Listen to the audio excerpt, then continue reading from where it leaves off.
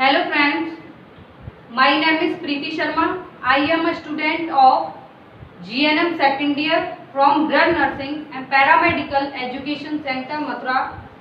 तो आज हम इस लेक्चर के माध्यम से एनसीपी बनाना सीखेंगे, जो कि एक नर्सिंग प्रोफेशन में हर एक नर्स को बनाना आना चाहिए। तो आज मैं साइकेट्रिक का टॉपिक मेनिया के बारे में आपको एनसीपी बनाना सिखाऊंगी कि हम मेनिया डिजीज के बारे में एनसीपी कैसे कैसे बनाती हैं। तो उस एनसीपी बनाने से पहले मैं मेनिया डिजीज के बारे में कुछ बेसिक इंट्रोडक्शन और उसके कॉज और उसके साइन एंड सिम्टम एंड उसके स्टेजेस के बारे में डिस्कशन करूंगी। तो अब हम डिस्कस करती हैं कि जो मेनिया डिजीज है उसकी डेफिनेशन क्या होती है। तो मेनिया डिजीज की डेफिनेशन क्या है? Mania is a mental disorder in which extremely elevation of mood or hyperactivity and sometimes agitation and delusional thinking is present। तो मेनिया क्या होता है? एक मेंटल डिसऑर्डर है जिसमें एक्सट्रीमली एलिवेशन ऑफ मूड, जिसमें किसी व्यक्ति के मूड का एलिवेशन ज़्यादा देखने को मिलता है। मूड क्या है? एक जैसी इंटरनल फीलिंग्स का लंबे समय तक रहना मूड कहलाता है। और क्या होता है इसमें? हाइपर एक्टिविटी, यानी कि इसमें पर्सन की जो मूवमेंट्स होती हैं उनकी एक्टिविटी बढ़ी हुई देखने को मिलती है। And sometime agitation and delusional thinking is present. और कुछ समय के लिए एजिटेशन यानी कि मोटर एक्टिविटीज के कम होने के साथ साथ एंजाइटी का पाया जाना एजिटेशन कहलाता है। और delusional thinking is present. Delusion क्या होता है? False fixed belief on self, यानी कि अपने प्रति गलत विश्वास रखना क्या कहलाता है? डिल्यूजनल कहलाता है। नेक्स्ट क्या है? It is more common in adolescent than adult. जो ये मेनिया डिजीज है एडल्ट की अपेक्षा एडोलेसेंट में ज्यादा देखने को मिलती है। Mania is mainly affect the motor neuron and basal ganglia part of brain. जो मेनिया वो मेनली ब्रेन के मोटर न्यूरॉन्स को अफेक्ट करती है। मोटर न्यूरॉन जो कि हमारे मूवमेंट्स को मेंटेन करके रखती हैं, तो उनको क्या करती है? ये प्रभावित करती है। And basal ganglia part of brain, और ब्रेन के बेसल गैंग्लिया पार्ट को भी ये प्रभावित करती है। तो अब हम नेक्स्ट पढ़ते हैं कि मेनिया डिजीज के होने के क्या क्या कारण हो सकते हैं। तो सबसे पहला कारण क्या है? हेरिडिटी। हेरिडिटी यानी कि आनुवांशिक। यदि किसी पर्सन में मेनिया डिजीज प्रॉपर तरीके से ट्रीट ना की जाए तो ये वन जनरेशन से अनदर जनरेशन में ट्रांसफर हो सकती है। नेक्स्ट इसका कॉज क्या है? Excessive level of norepinephrine and dopamine, यानी कि यदि किसी पर्सन के ब्लड में नॉरएपिनेफ्रिन और डोपामाइन न्यूरोट्रांसमीटर का लेवल नॉर्मल से बढ़ जाए तो उसमें मेनिया डिजीज होने के चांसेस बढ़ जाते हैं।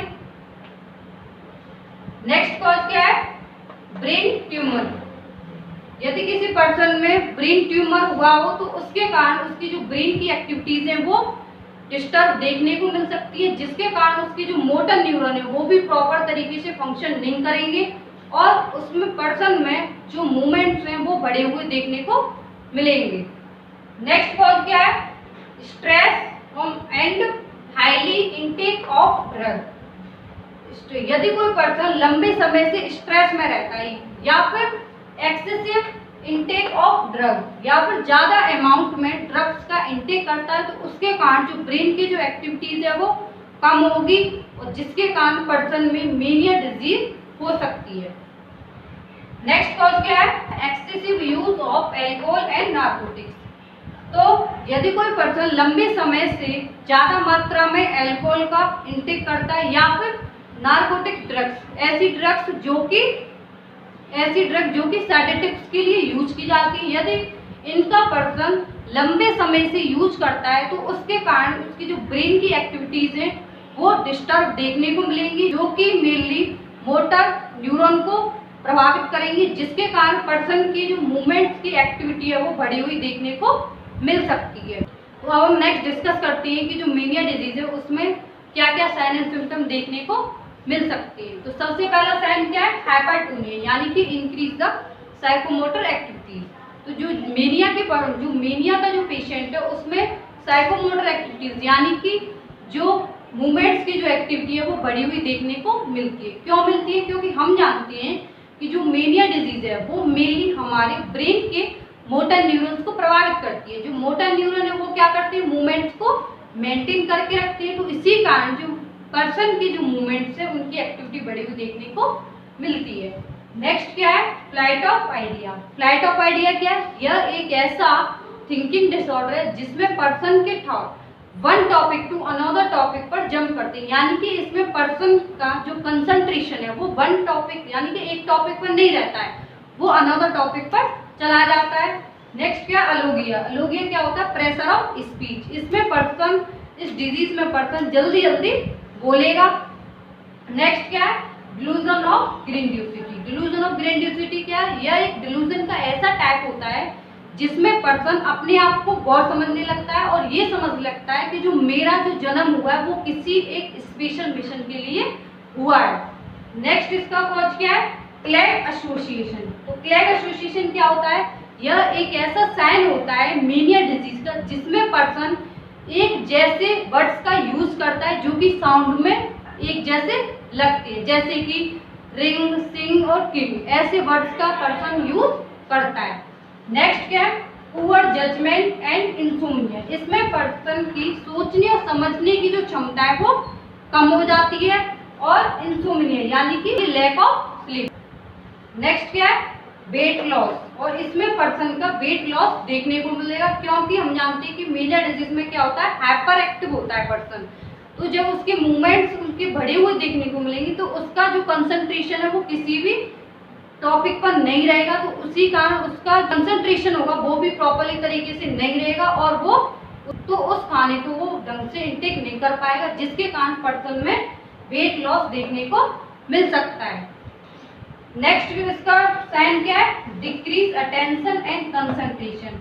और इसमें पर्सन की अटेंशन यानी कि किसी भी एक टॉपिक पर फोकस करने की जो क्षमता होती है वो कम देखने को मिलती है और कंसंट्रेशन भी कम देखने को मिलता है। तो नेक्स्ट अब हम डिस्कस करते हैं कि जो मेनिया डिजीज है उसकी स्टेजेस क्या होती हैं। तो स्टेजेस क्या है, stages of mania. It have 4 stages. जो मेनिया के जो स्टेजेस होती हैं वो 4 स्टेज होती है। तो सबसे पहली स्टेज क्या है, स्टेज 1, जिसे हम क्या बोलते हैं, यूफोरिया बोलते हैं। स्टेज फर्स्ट को हम क्या बोलते हैं, यूफोरिया, जिसमें क्या होता है, elevation of mood and patient so excessive happy. इसमें पर्सन के क्या होता है, जो मूड है वो एलिवेट देखने को मिलता है। मूड जैसे कि मैंने बताया कि किसी भी एक जैसी ही इंटरनल फीलिंग्स का लंबे समय तक रहना क्या कहलाता है, मूड कहलाता है। And patient so excessive happy. इसमें पर्सन बहुत ही ज्यादा, नॉर्मल से भी ज्यादा एक्सेसिव हैप्पीनेस शो करेगा।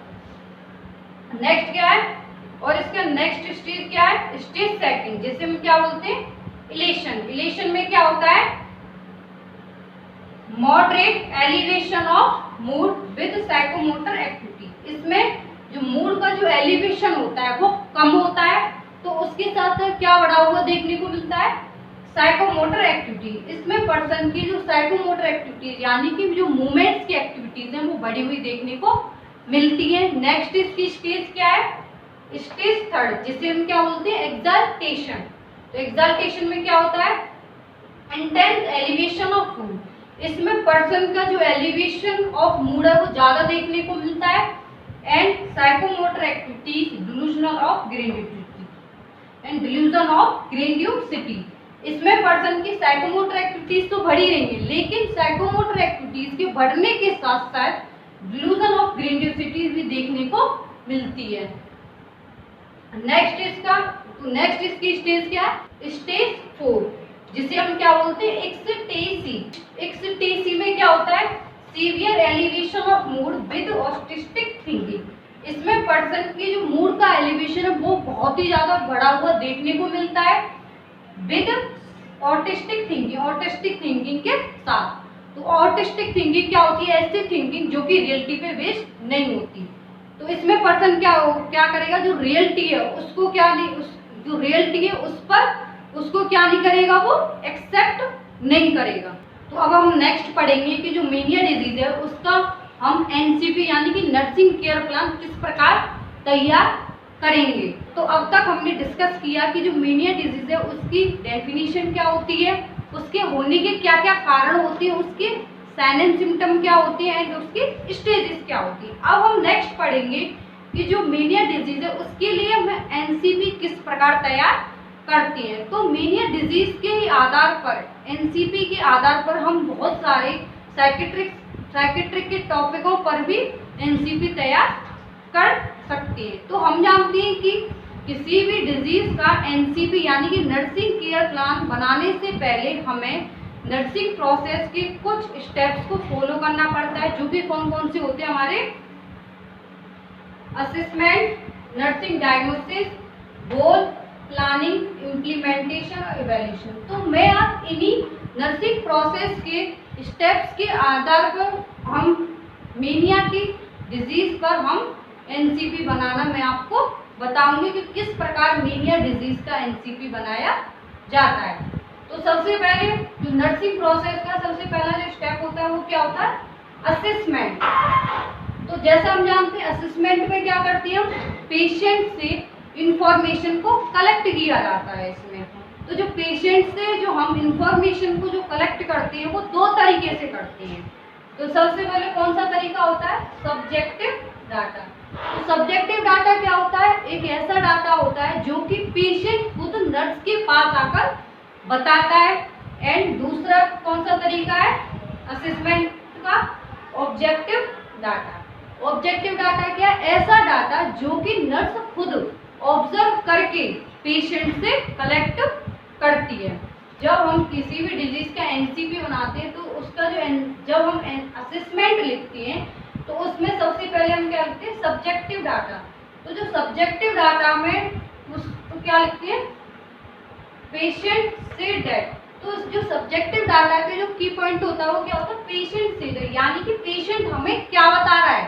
तो पेशेंट मेनिया में पेशेंट नर्स को क्या बताएगा, I have not focus on object, यानी कि मैं किसी भी ऑब्जेक्ट पर, किसी पार्टिकुलर ऑब्जेक्ट पर फोकस नहीं रख पा रहा हूँ। और क्या कहता है, एंड डिस्टर्बेंस ऑफ स्लीप, और मेरे जो स्लीप का पैटर्न है वो डिस्टर्ब हो गया। तो ये जो सारा जो पैटर्न जो डाटा जो कलेक्ट किया है उसको हम क्या कहते हैं, सब्जेक्टिव डाटा, जो कि पेशेंट ने खुद नर्स को आके बताया। नेक्स्ट क्या है, ऑब्जेक्टिव डाटा। ऑब्जेक्टिव डाटा क्या होता है, ऑब्जेक्टिव डाटा मैंने बताया जो कि नर्स खुद पेशेंट से ऑब्जर्व करके कलेक्ट करती है। तो जब हम ऑब्जेक्टिव डाटा किसी भी डिजीज का लिखते हैं, किसी भी डिजीज की नर्सिंग केयर प्लान बनाते समय लिखते हैं, तो उसमें हम सबसे पहले उसमें क्या लिखते हैं, नर्स इज ऑब्जर्व दैट, यानी कि नर्स ने क्या ऑब्जर्व किया। तो मेनिया पेशेंट के लिए नर्स क्या ऑब्जर्व करेगी, patient have hyper active movement, यानी कि पेशेंट के जो मूवमेंट्स है वो क्या है, हाइपर एक्टिव, यानी कि भरे हुए हैं। एंड प्रेशर ऑफ स्पीच, और किसी भी वर्ड्स को बोलने की उसकी जो स्पीच है वो बढ़ी हुई है। तो जितना भी ये सारा जो पैटर्न जो नर्स ने ऑब्जर्व किया वो किस में लिखते हैं, ऑब्जेक्टिव डाटा में। नेक्स्ट क्या होता है इसका स्टेप नर्सिंग केयर प्लान बनाने का मेनिया के लिए, नेक्स्ट स्टेप क्या है, नर्सिंग डायग्नोसिस। तो नर्सिंग डायग्नोसिस में हम क्या करती हैं कि हम जो भी मेनिया की डिजीज में जो भी मेन उसका जो साइन आ रहा है, यानी कि मेनिया डिजीज में क्या हो रहा है, हाइपर एक्टिव, यानी कि हाइपर एक्टिविटी मिल रही है पेशेंट, तो उससे होने वाली उसमें क्या क्या रिस्क बढ़ जाती है। तो मेनिया पेशेंट में क्या रिस्क बढ़ जाती है, high risk activity related to hyper active movement, यानी कि हाइपर एक्टिव मूवमेंट होने के कारण उसमें इंजरी की रिस्क बढ़ी हुई देखने को मिलती है।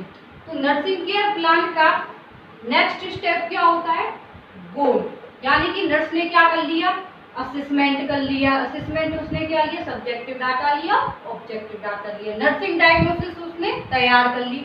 अब नर्सिंग डायग्नोसिस के बेस्ड पर वो क्या करेगी, गोल तैयार करेगी, अपना उद्देश्य रखेगी कि जो नर्सिंग, जैसे कि मैंने बताया कि नर्सिंग डायग्नोसिस में उस पेशेंट में क्या मिल रही है, हाई रिस्क एक्टिविटी बढ़ी हुई देखने को मिल रही है। तो उसका जो उसकी जो फर्स्ट प्रायोरिटी होगी वो क्या होगी, पेशेंट की जो हाई रिस्क एक्टिविटी जो कि बढ़ी हुई है उनको क्या करना, कम करना, उनको रिड्यूस करना। तो उसको नर्स क्या गोल बनाएगी, to reduce risk of injury whenever possible, यानी कि जितना पॉसिबल हो सके वो पेशेंट की जो इंजरी की जो भी रिस्क बढ़ी हुई है उनको वो क्या करेगी, कम करेगी। तो इस प्रकार हम गोल में लिखती हैं। तो नेक्स्ट क्या है, नेक्स्ट स्टेप क्या होता है नर्सिंग केयर प्लान का, प्लानिंग। प्लानिंग यानी अब वो प्लानिंग कैसे तैयार करेगी, जो भी उसने जो उसका जो गोल बनाया है, उसने जो भी गोल बनाया है और जो नर्सिंग डायग्नोसिस बनाया है, तो उसके ही बेस पर वो क्या करेगी, प्लानिंग करेगी कि उससे पेशेंट मीनिंग पेशेंट के लिए उसे क्या क्या ट्रीटमेंट की प्लानिंग करनी है। तो यदि कोई पेशेंट साइकेट्रिक पेशेंट नर्स के पास आता है मीनिया का, तो सबसे पहले जो नर्स है वो क्या करेगी, प्लानिंग में वो क्या करेगी, to assist the condition of patient, patient की कंडीशन को असिस्ट करेगी। तो प्लानिंग लिखते समय हमारा जो की पॉइंट होता है इसका प्लानिंग का वो क्या होता है, टू आता है। यानी कि हम प्लानिंग में यदि किसी सेंटेंस को लिखते हैं तो उससे पहले हम उसमें क्या लगाते हैं, टू लगाते हैं। यानी इसका मतलब क्या होगा कि इस ट्रीटमेंट को जो हम प्लानिंग कर रहे हैं उसको हम करेंगे, यानी कि हमने वो ट्रीटमेंट दिया नहीं है, उसको हमें पेशेंट पे अप्लाई करना है। तो सबसे पहले प्लानिंग में क्या करेगी nurse, to assist the condition of patient, patient की कंडीशन को असिस्ट करेगी कि पेशेंट में कौन सी कंडीशन प्रेजेंट है, मेनिया है या फिर कोई अदर कंडीशन है। नेक्स्ट क्या करेगी, नेक्स्ट उसका स्टेप क्या होगा, to provide comfortable position to the patient. और क्या करेगी, जब पेशेंट मेनिया का पेशेंट है तो वो उसके लिए क्या करेगी, टू प्रोवाइड कंफर्टेबल पोजीशन उसको देगी, ऐसी पोजीशन यानी कि ऐसी पोजीशन जिसमें पेशेंट अपने आप को कंफर्ट महसूस करता हो। नेक्स्ट उसका स्टेप क्या होगा, मतलब नेक्स्ट वो प्लानिंग क्या करेगी मेनिया पेशेंट के लिए, to remove all sharp instrument from patient room, यानी कि पेशेंट के रूम में जितने भी नुकीले जो भी इंस्ट्रूमेंट हैं उनको क्या करेगी, वो वहां से हटाएगी। क्यों हटाएगी, क्योंकि हम जानते हैं कि जो मेनिया डिजीज है उसमें मेनली मूवमेंट्स की जो एक्टिविटी है वो बढ़ी हुई देखने को मिलती है। तो यदि वो उन शार्प इंस्ट्रूमेंट को वहां से नहीं हटाएगी तो पेशेंट में जो इंजरी होने की रिस्क है वो बढ़ी हुई देखने को मिलेगी। अब प्लानिंग में नेक्स्ट नर्स क्या करेगी, to monitor vital sign, patient के वाइटल साइन को मॉनिटर करेगी। यानी जैसे कि वाइटल साइन में क्या क्या मॉनिटर करेगी, वो टेम्परेचर, बीपी, पल्स और रेस्पिरेशन, इन सारे पैरामीटर्स को वो मॉनिटर करेगी कि ये पेशेंट मेनिया वाले पेशेंट में ये सही है या नहीं है। नेक्स्ट क्या करेगी nurse, to encourage the patient verbalise feeling, और पेशेंट के लिए नेक्स्ट प्लानिंग क्या करेगी कि पेशेंट से वो कहेगी कि वो अपनी अंदर जितनी भी जैसी भी फीलिंग्स आ रही है उनको वो बोलकर बताए, जिससे कि वो पेशेंट की प्रॉब्लम को इजीली तरीके से आइडेंटिफाई वो कर सके।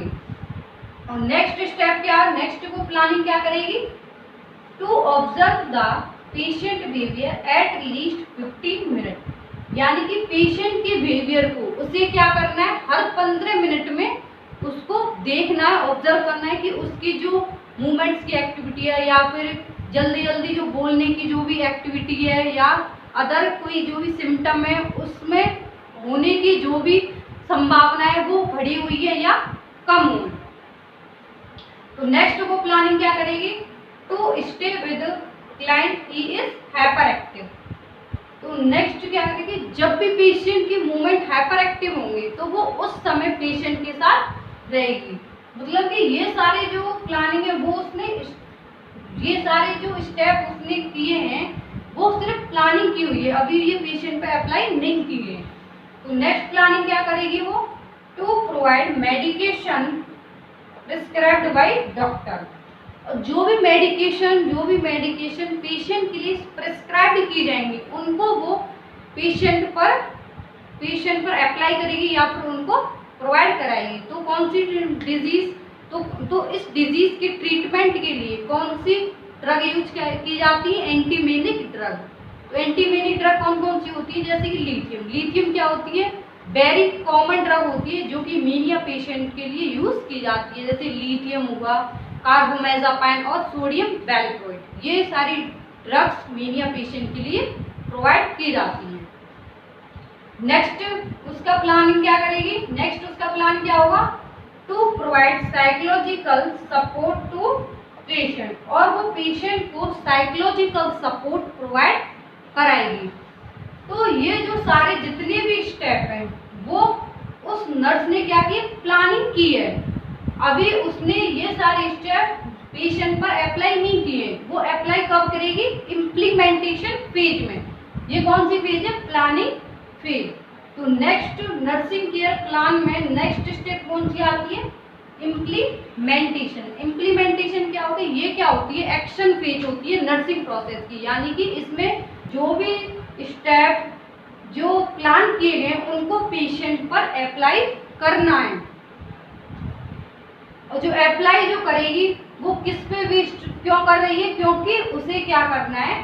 पेशेंट की जो रिस्क बढ़ी हुई, किसकी? इंजरी की जो भी रिस्क बढ़ी है उनको उसे जितना जल्दी हो सके उतना कम करना है। इसीलिए तो इम्प्लीमेंटेशन में नर्स ने क्या किया? तो सबसे पहले the condition of patient assess, यानी कि प्लानिंग के अकॉर्डिंग उसने पेशेंट की कंडीशन को असेस कर लिया कि पेशेंट किसका है? मीनिया का है। और उसमें जितने भी कोई भी सिम्टम आ रहे हैं वो सारी किसके आ रहे हैं? मीनिया के आ रहे हैं। तो उसने क्लियरली आइडेंटिफाइड कर लिया कि जो पेशेंट आया हुआ है मेरे पास वो किसका है? मीनिया का है।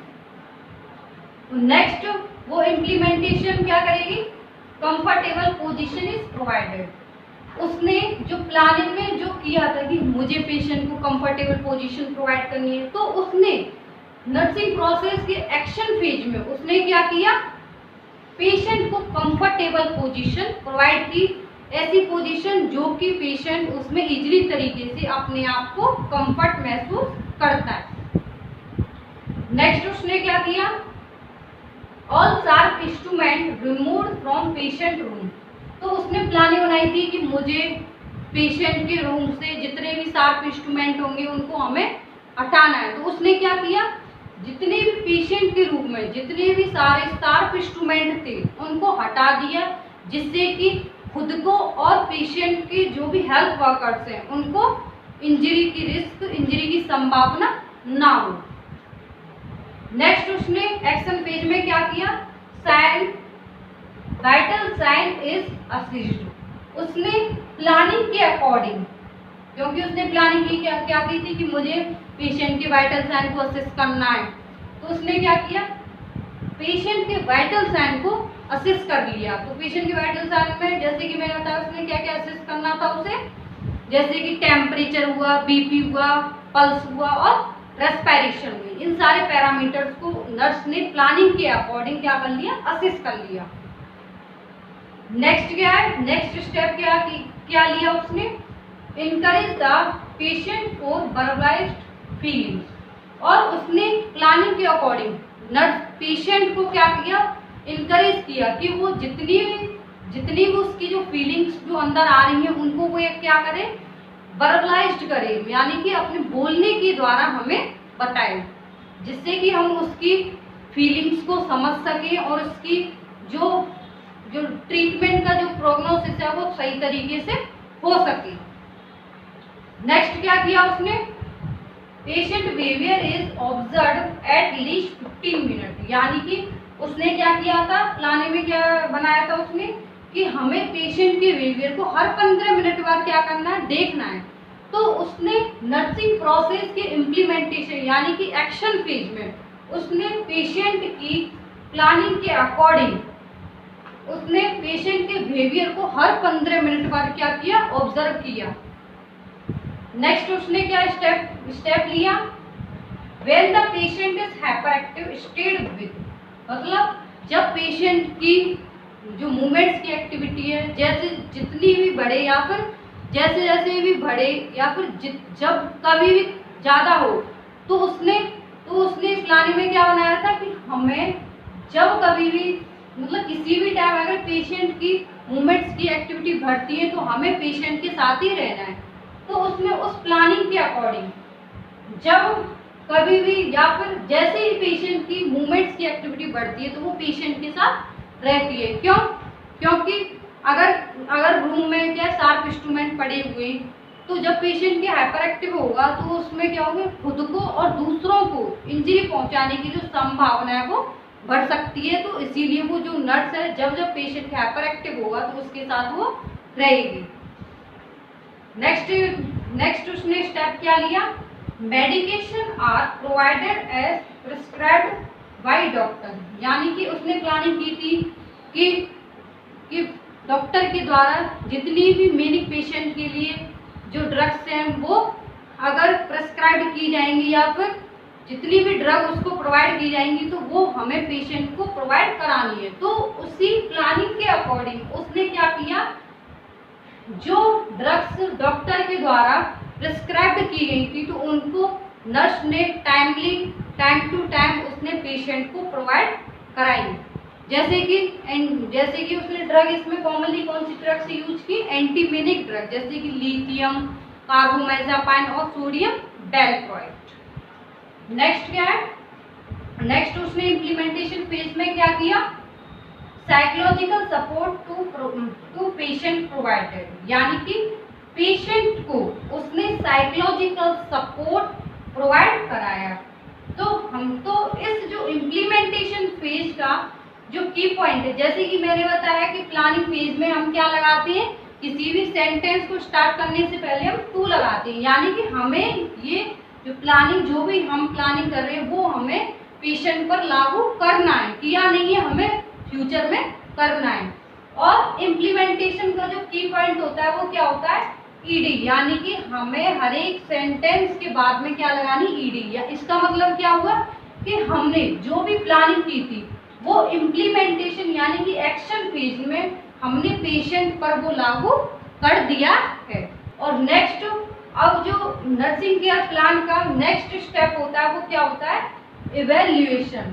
तो इवैल्यूएशन क्या होता है, तो इवैल्यूएशन में हम क्या करते हैं, कंपैरिजन किया जाता है इसमें पेशेंट